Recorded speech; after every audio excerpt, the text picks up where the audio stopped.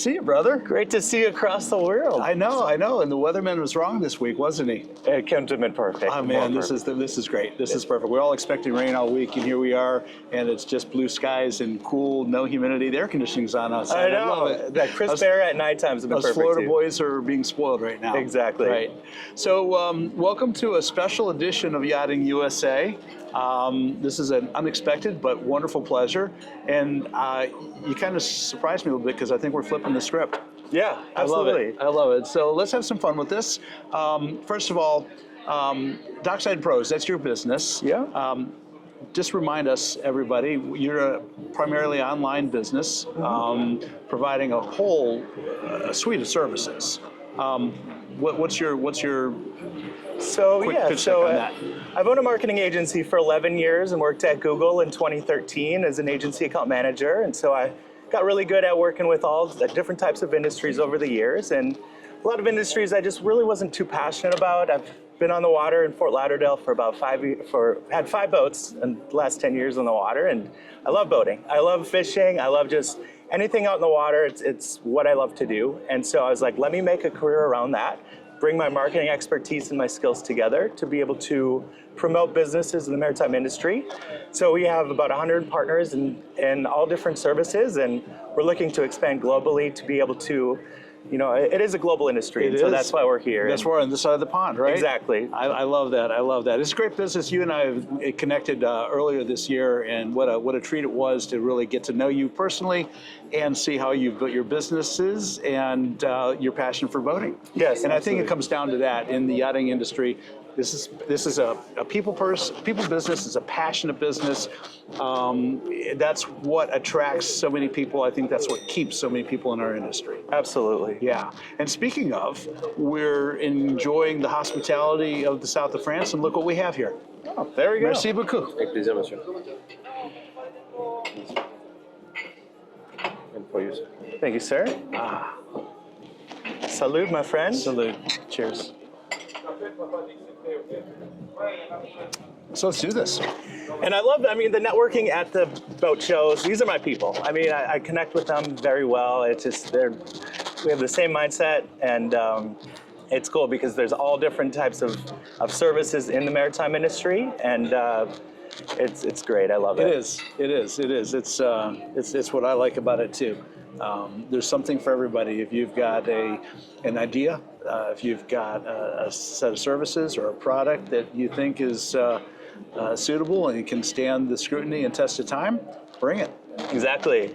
So let me ask you a few questions here. So what are the origins of Yachting USA? How did you get in this? Well, had you been at this boat show when I was here in 2023, okay, and had walked up to me on the dock and said, "Hey, Rick, you're going to have an amazing podcast program, and you're going to be connecting to the people around the world, and you're going to be telling amazing, incredible stories, in the next couple of years," I'd have looked you in the eye and say, "You're crazy. What are you talking about?" I was doing a different gig at the time and enjoying that, and wasn't really thinking about reinvention.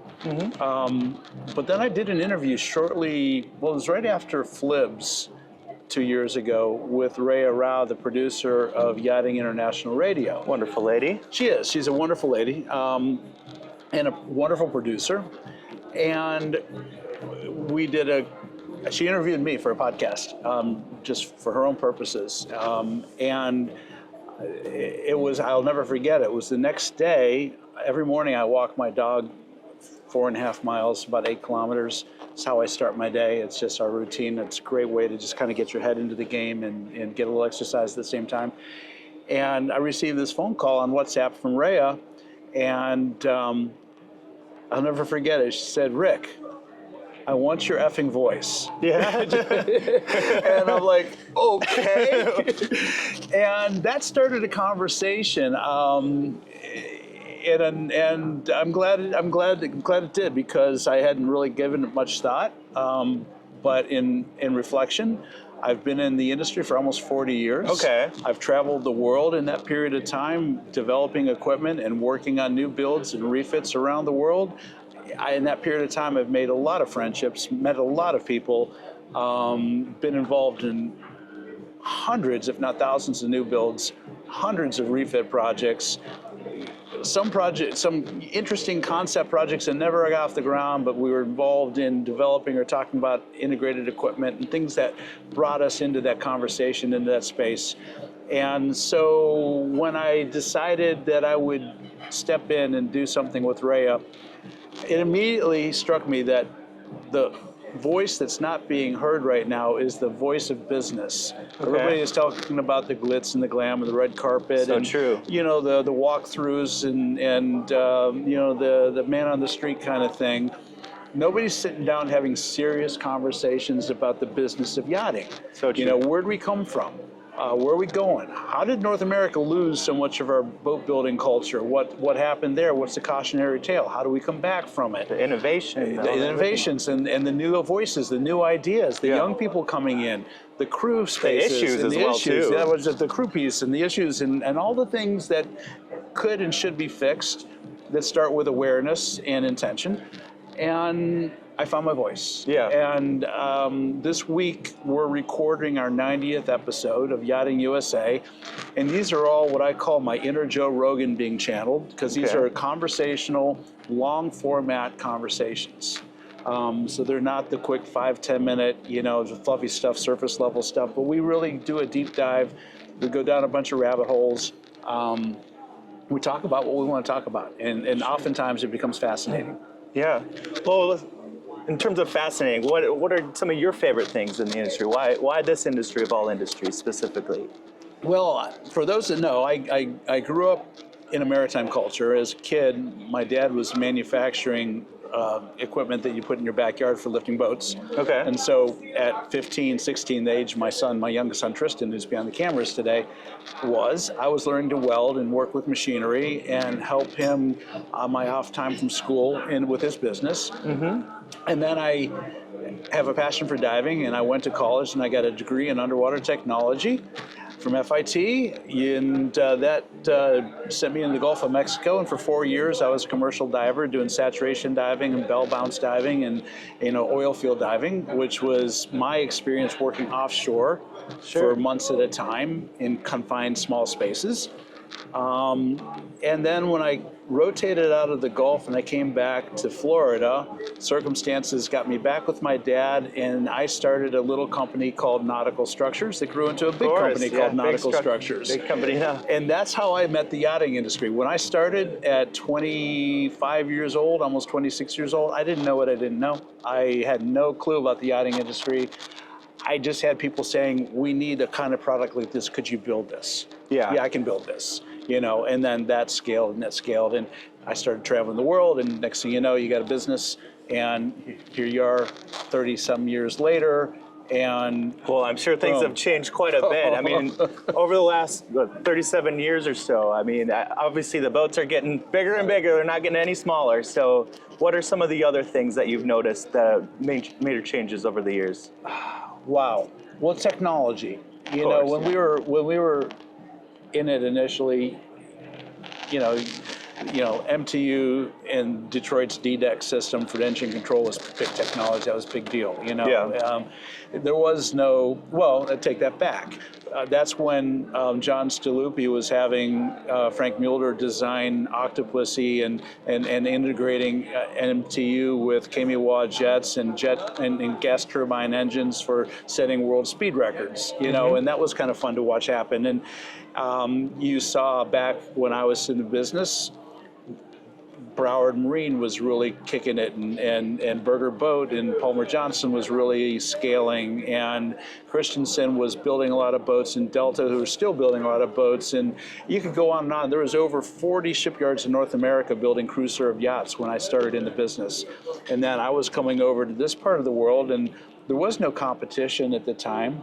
So we were able to build our cranes and davits and gangways and supply the European shipyards, because really we only had Ackerboom and then eventually Crom as competitors. So for a decade and a half or so, it was a great opportunity to conceptually design, develop, build, and deliver high-end yacht equipment.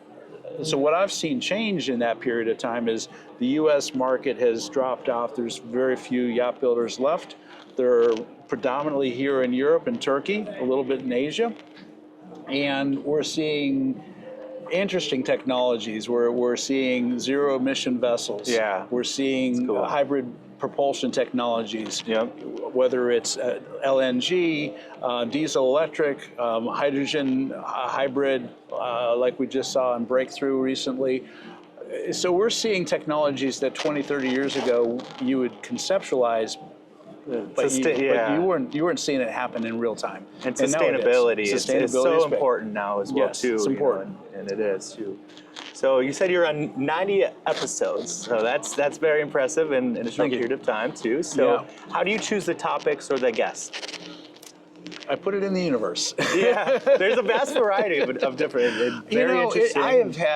I've been blessed with having some amazing voices jump on the show with me, and maybe that's my gift, in that I have built these personal relationships. So even if the person I want to talk to, I don't have a direct personal relationship, I know somebody that says, hey, you should talk to this guy, Rick. Yeah.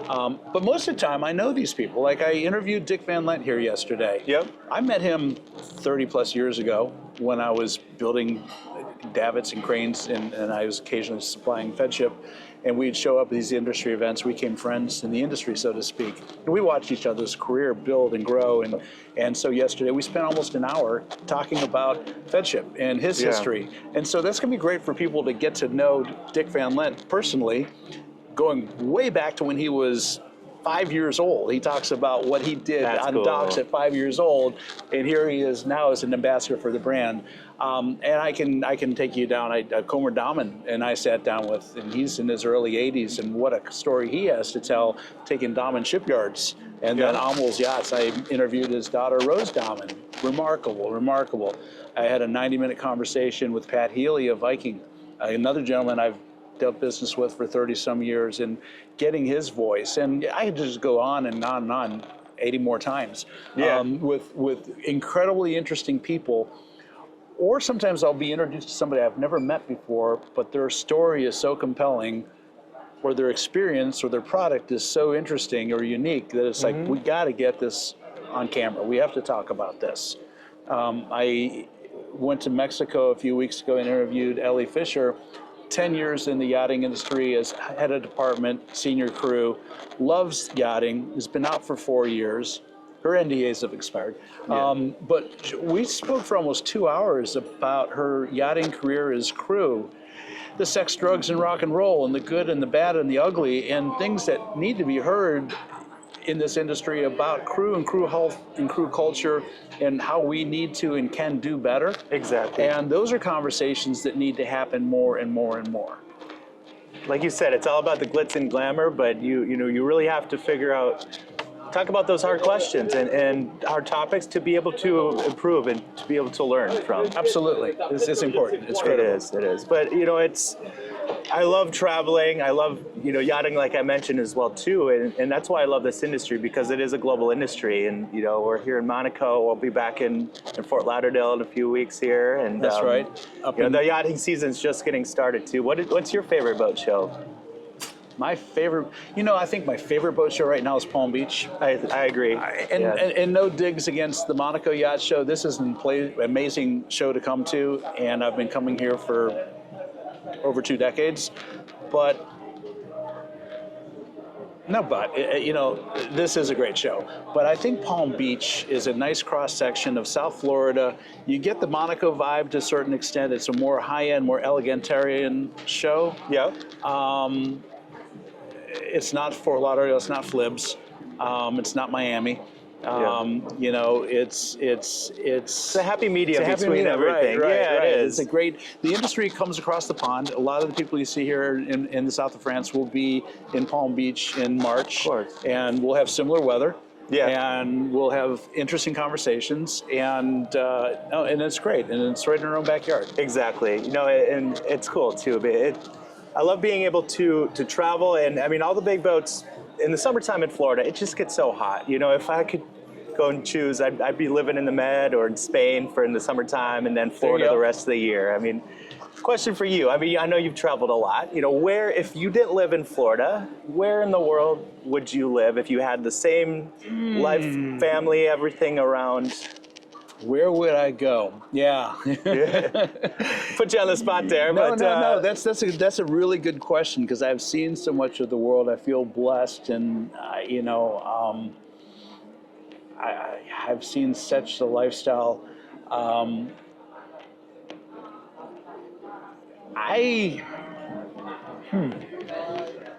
It'd have to be coastal. I can't be too far from the ocean. I've come to that realization that the ocean is in my DNA. It's in my blood. I mean, we have the same salinity, so we're all connected to the ocean. I think probably if I could find a quiet spot in the Caribbean where I could just set anchor and kind of find a little quiet place to just go diving in the morning and walking in the afternoon, and eat healthy and spend some time with my loved ones.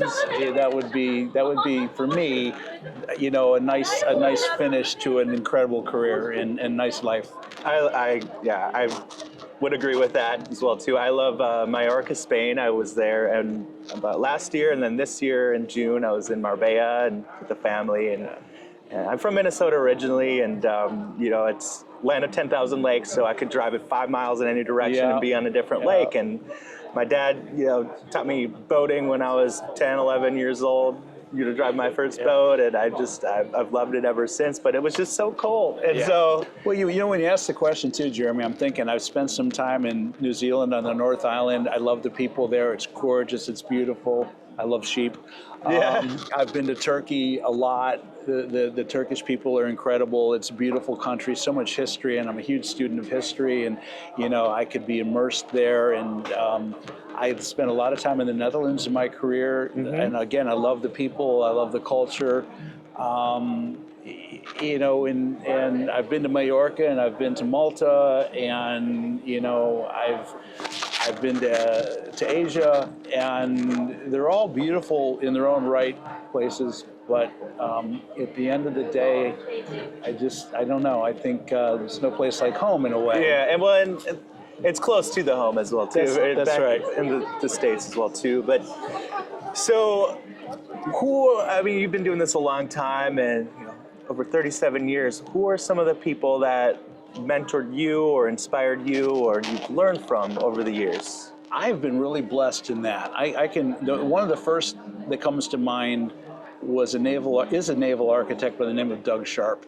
Okay. He was at one time the president of the ISS, International Superyacht Society. He's based in San Diego. Well too, I remember he and his wife Caroline would come here to the Monaco show. He would always, he'd stay down in Cap Dai, and this was always one of our fun places to get together.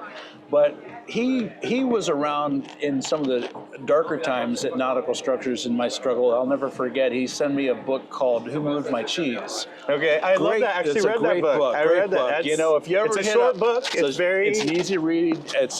You ever hit a hard spot in your career or life, read that book. That is a great book. Read that book. Yeah. I'll never forget that. That just dropped in my lap. I've had Bob Saxon has been a wonderful mentor to me. Michael Moore has been a wonderful advocate and mentor of mine in many ways. Wow.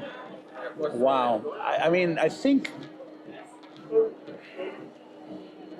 if you really are paying attention,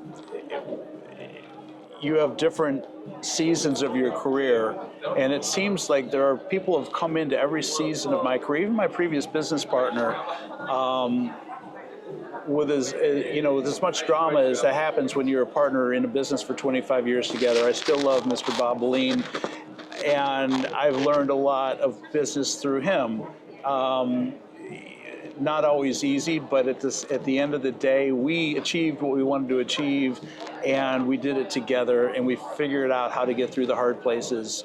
And right now in my own life, one of my biggest mentors is my fiance and my lover, who has been through some hard times with me, and she's helped me understand the power of staying with it and not giving up and holding on to something precious. Yes. So these are all things that kind of come in together to create the strength you need to achieve and be the best version of yourself that you can be. I agree with that. So what would you personally like to see fixed or changed in the industry That's easy for me. Okay. That's easy for me. I've been involved in this conversation for a long time. I remember in my yacht management work a couple years ago, we brought on a boat. Client wanted to put it in charter, not a big boat, 76-meter boat, and we looked at the crew spaces, and it was stupid. I mean, just, you know, and this boat was going to be in charter and, you know, monetizing itself, and they needed 4 crew, they had accommodations for 3, they were going to shoehorn in a 4th person, and, you know, prior to that, I've been around other crew in my career. I've talked to lots of crew and captains. I've got personally good friends who are captains. But that was eye-opening when I realized that we were going to try to put this boat in charter and make it successful with such horrible limited resources and capacity. And as I spend more time and focus in our industry and we talk about what's happening with the crew, mental health, being aware of the high stresses that happen in the crew environment. It's not all glitz and glamour like below deck. You know, Jeremy, it's not, you know, and as much criticism as you can throw at below deck, the one thing it does highlight is the stress and tensions that can happen. Now, you know, below deck is only a 4-day charter, right? Exactly. And it's not scripted, but it's limited. You know, and so you're getting drama and you're getting bits and pieces of what really happens. But imagine you've got a boat, say, in the 60 or 70 meter range, and now you've got 18 people on this boat. And, you know, that's really, when you're on the ocean, that's a small space you're all occupying together. And they're from cultures around the world, and they're living on top of each other, and there's no second shift. And so they're 24/7, this boat's operating, and someone's up on watch and attending to the guests' needs and attending to the vessel's needs and dealing with the issues that come up, and it doesn't stop. And how do you deal with the stress? How do you and then, of course, we're connected to the world with these, okay? Yeah. So then you add in all the external that comes in from back at home, and things that when I was offshore, we didn't have that. We'd leave and we'd go offshore, and we didn't know what was happening until 2 weeks or 2 months later, we were back on the beach. Sure. And then you deal with whatever's There's waiting for you. a lot of stress in that too. It is more than most people understand, appreciate, and that's my answer to your question is what we need to do as an industry is holistically from the bottom up. And I mean, what I mean by bottom up, we need to look at how boats are built, okay, what spaces are allocated for crew. I'm the first guy to say is if you're able to find new technologies that allow the engines to be smaller and the engineering spaces to get smaller, take the space that you found and give it back to the crew. Don't give it to the owner, don't give it to the guests, give it to the crew. You know, we're doing a great job of creating beach clubs and fold down terraces and bulwarks and enhanced outdoor living spaces, and we're all doing the amenities and it's gorgeous. We're doing a wonderful job as an industry. The naval architecture and design work that's in going to these new boats is spectacular. I was on the Majesty 100 2 days ago for a 100-foot boat. It's incredible how much space they've created on that boat. It's just good design. Now we need to put more effort into crew space. Happy crew, you know, better charter. I mean, and also I think, you know, the programs and the lifestyle for that crew as well too, and being able to, you know, have them be healthy, have them, you know, just have more resources. So what you're touching on is so important, Jeremy, because Well, first of all, if you go to most of the marinas now and the refit facilities, you've seen they're putting in crew amenities. Yeah. You know, they've got clubhouses, and they've got pools, and they've got recreational areas, and they've got resources for internet and connectivity and all of that. There's gyms and that. There's a couple ways to deal with stress, right? Yeah. You can go work out, you can meditate, you can pray, or you can go to the pub, you can go to the bar, you can drink, you can do lines of Coke, you can do all this other stuff, you know, to de-stress. And unfortunately, most young crew, when they're off duty, they're in the quick turnaround between charters or whatever that looks like, that's when the bad choices happen. Yeah. And we need to do a better job of providing better choices, better circumstances. The interview I did in Mexico a few weeks ago with Ellie Fisher, I mentioned earlier, in her 10-year tenure, that worked out real well, right?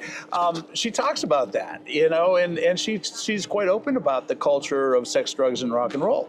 Yeah. And it leads to a lot of stresses and mental health, and you know, there's suicides that happen on these boats, there's murders that happen on these boats, and there's sexual abuse and physical abuse. And society has this in every part of society. You can't exclude it, you can't get rid of it. Yeah. But you can pay attention to it, you can create better resources for how you deal with that. There needs to be opportunities for asking for help and actually getting help.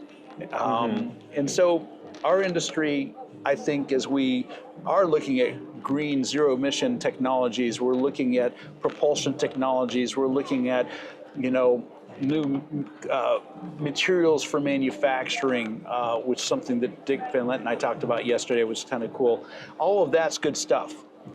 Concurrent with that, we need to be looking at how we do crew. Like, when I was on board Breakthrough in November last year in Amsterdam, the 119-meter Van Lent Fed ship that was built with the hydrogen hybrid technology, what impressed me more than anything else in that boat, 2 decks of crew accommodations. Okay. 2 decks of crew accommodations. You open up the crew staterooms, you can do Pilates in either one of those rooms. Yeah. You have a lot of living space. You've got a lot of room to escape and live a higher standard when you're off shift, when you're off duty. Well, you're always on duty. The radio is still there. You know, you can be called to duty at any moment. But the circumstances you're living and existing in are better. Now, if 119-meter boat, yeah, you have the luxury of space. Yeah. You can do that. So now we challenge the naval architects to say, okay, on a 119-foot boat, how do you do the same thing? Sure. How do you find that space? How do you create that environment that is more conducive for crew? And so that's maybe the challenge I throw out to the yachting industry in the next decade. You know, start looking through a different set of eyes and see if we can't, because we know what, when you bring the crew up, the owner's experience comes up with it. Yeah, I agree. That's where I was going to lead to, and that's part of it. You know, it's all about not only the charters but the sales side of things too. It's if you know you want the crew healthy, you want them to have the amenities, everything that they need, but also the space to be themselves and be able to enjoy a little bit as well too, and just feel comfortable. Yeah. And that's really it too. Yeah. And everyone's gonna have a good time then. That's the idea. That's the idea.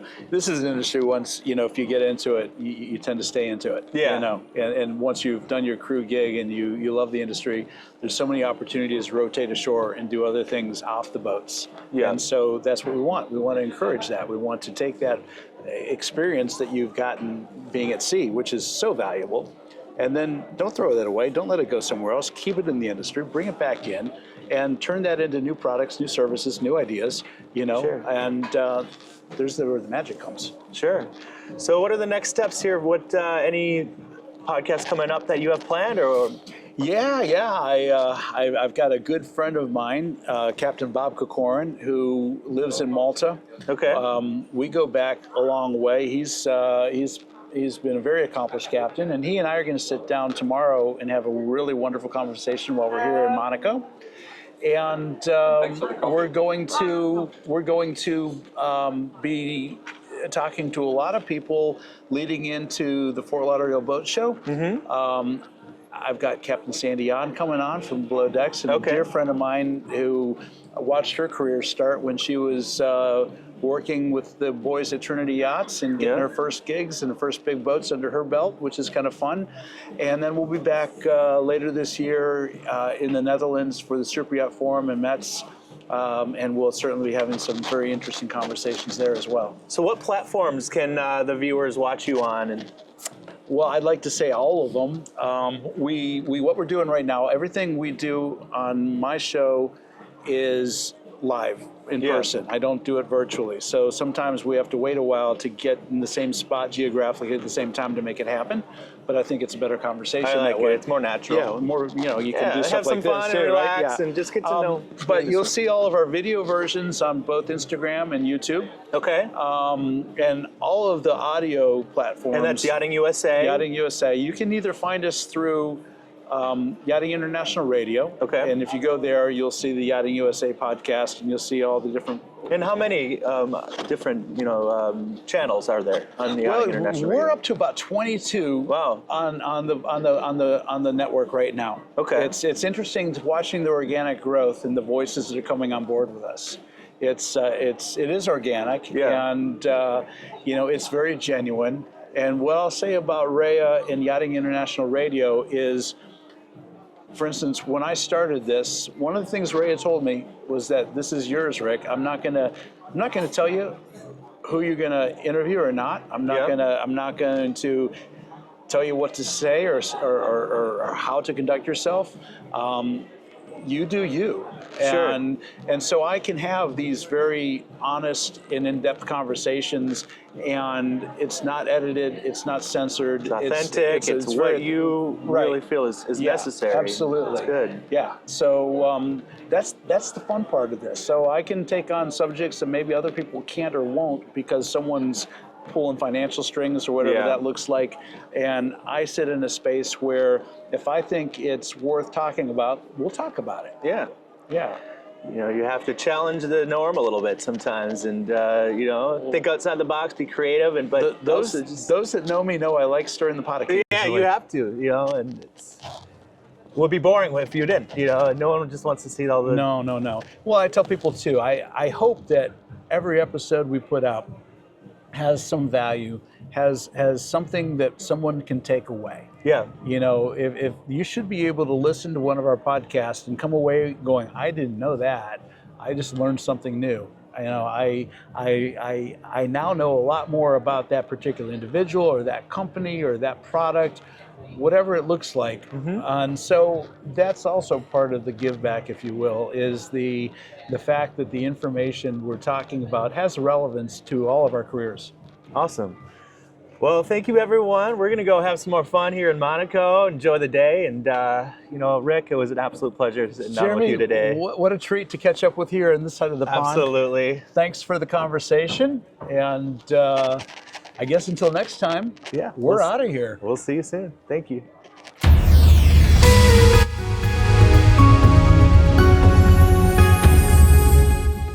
If your brand belongs in the heart of the yachting world, this is where it happens.